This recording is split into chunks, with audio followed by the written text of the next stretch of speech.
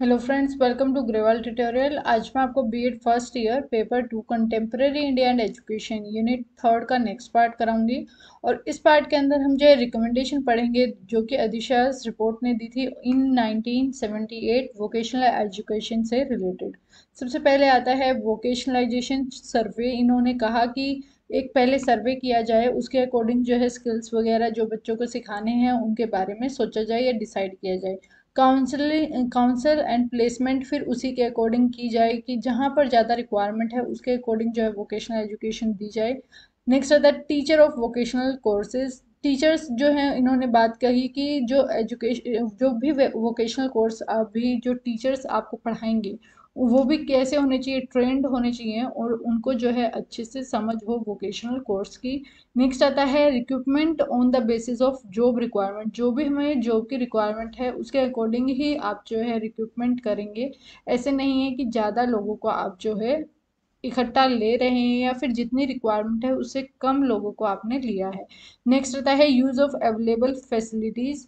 Next one is financial resources का भी आप जो है ऑप्टिमम यूटिलाइजेशन करेंगे, अच्छी तरीके से आप यूज़ करेंगे। Vocational courses at various stages, अलग अलग स्टेजेस पे आप अलग अलग तरीके के वोकेशनल कोर्सेज प्रोवाइड करें। Opportunity for professional growth, professional growth के लिए भी अपॉर्चुनिटी दें कि आगे जो है बच्चे जो अपना प्रोफेशन है उसको डेवलप कर पाएँ। Pre service and in service training भी बच्चों को दी जाए।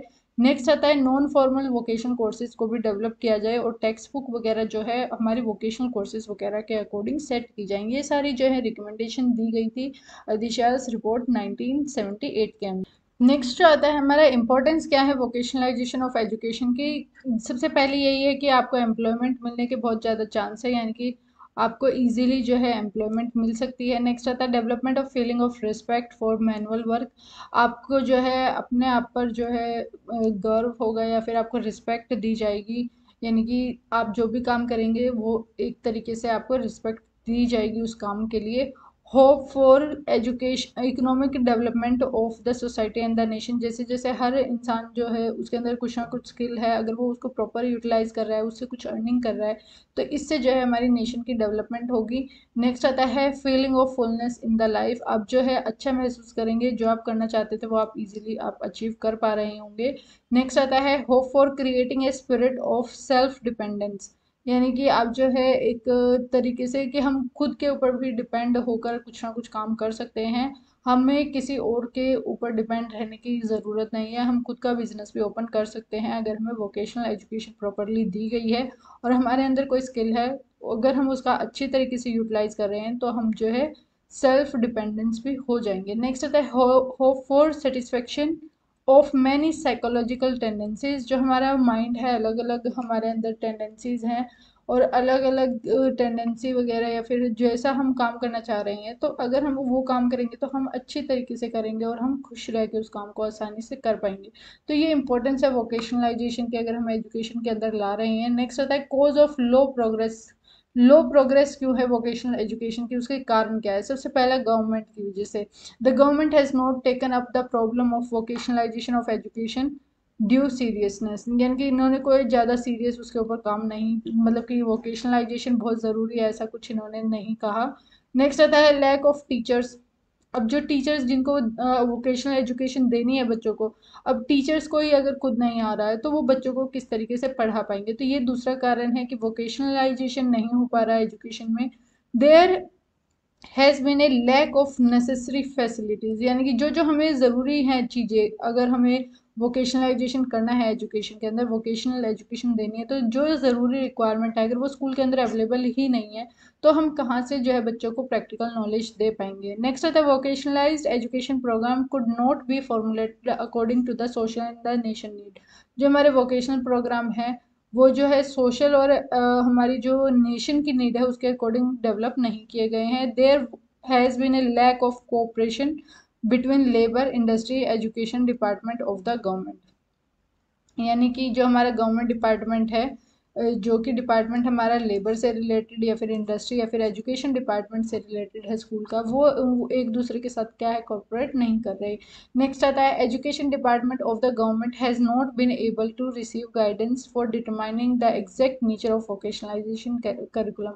जो हमारा एजुकेशन डिपार्टमेंट है गवर्नमेंट का, वो आज तक यही डिसाइड नहीं कर पाया कि एग्जैक्ट वे में हमें कौन सी वोकेशनल एजुकेशन बच्चे को देनी है, किस तरीके से हम उनको प्रैक्टिकल नॉलेज दे सकते हैं। इससे नेक्स्ट जो हमारा टॉपिक आता है वो आता है efforts for vocationalisation of education और फिलोसफी ऑफ एजुकेशन वोकेशनलाइजेशन। तो इसके अंदर आपको सिर्फ जो है अलग अलग जो हमारे डिस्पैच हुए या फिर हमारे कमीशंस आए, उन्होंने अलग अलग चीज़ों के बारे में कहा। जो हमारा वुड डिस्पैच था, इस टाइम हाईलाइट किया कि सिर्फ जो है एजुकेशन ही ना दी जाए, जबकि ऑक्यूपेशनल एजुकेशन दी जाए for a good number of student. Next आता है हॉन्ट। जो हंटर कमीशन था, उन्होंने क्या कहा है 1882 में, इन्होंने रिकमेंड किया कि हाई स्कूल की स्टेज के ऊपर जो है दो डिस्टिंक्टिव स्ट्रीम्स ऑफ एजुकेशन पढ़ाई जाएं, one for preparing the student for higher classes and other for practical occupation. जो हंटर कमीशन था, उन्होंने भी कहा कि बच्चों को दो डिस्टिंक्ट स्ट्रीम्स के अंदर बांटा जाए, और एक जो है उनको तैयार करे पढ़ाई के लिए और एक जो है उनको तैयार करे प्रैक्टिकल ऑक्यूपेशन के लिए। नेक्स्ट आता है हमारा हार्टोग कमिटी। इन्होंने क्या कहा, इन्होंने कहा कि diversification of curricular and the diversion of the student into industrial and commercial careers. यानी कि इन्होंने कहा कि बच्चों को अलग अलग उनके अंदर डिवाइड कर दो, बांट दो उनको, कि जिसको इंडस्ट्रीज में जाना है, कमर्शियल करियर वगैरह बनाना है, तो उनको अलग अलग करें। नेक्स्ट हमारा सर्जन प्लान रिकमेंड किया रीऑर्गेनाइजेशन ऑफ हाई स्कूल, कि हाई स्कूल को जो है आप रीऑर्गेनाइज करें। नेक्स्ट हमारा जो आता है सर्जन प्लान 1934। नेक्स्ट आता है मुंडलियार कमीशन। मुंडलियार कमीशन का कहना था कि जो हमारा मेन जो मुंडलियार कमीशन और कोठारी कमीशन है, उनका एम्फेसिस ये था वोकेशनलाइजेशन लाई जाए एजुकेशन में। और जो कोठारी कमीशन की रिकमेंडेशन थी, या फिर हमने मुंडलियार कमीशन, इन सब की रिकमेंडेशन हमने जो स्टार्टिंग में जब हमने वोकेशनलाइजेशन ऑफ एजुकेशन का टॉपिक स्टार्ट किया था, उस टाइम पर हमने पढ़ी थी। तो ये जो है हमारी कुछ वोकेशनल एजुकेशन के बारे में इनका कहना था, कोठारी कमीशन का और साथ ही साथ हमारे अदर कमीशंस का भी, जो कि सेकेंडरी कमीशन और मोडलियार कमीशन और इंडियन एजुकेशन कमीशन यानी कि कोठारी कमीशन, इनके ये अलग अलग व्यू थे। नेक्स्ट हमारा आता है integration between education and new technology. ये हम जो है नेक्स्ट वीडियो के अंदर हमारा ये नेक्स्ट टॉपिक शुरू होगा।